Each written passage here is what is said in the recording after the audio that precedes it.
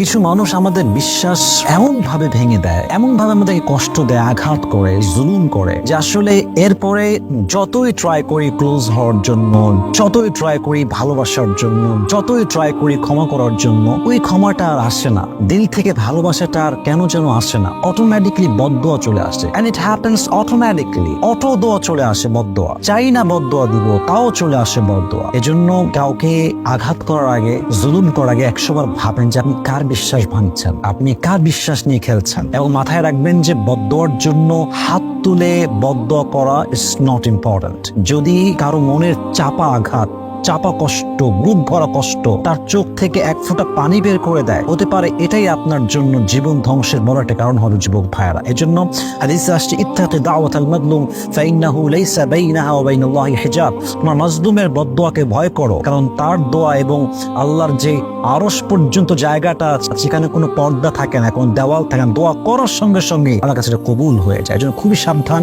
আমরা কখনো কাউকে আঘাত করবো না, বিশ্বাস ভাঙবো না, কষ্ট দিব না ইনশাআল্লাহ তাআলা।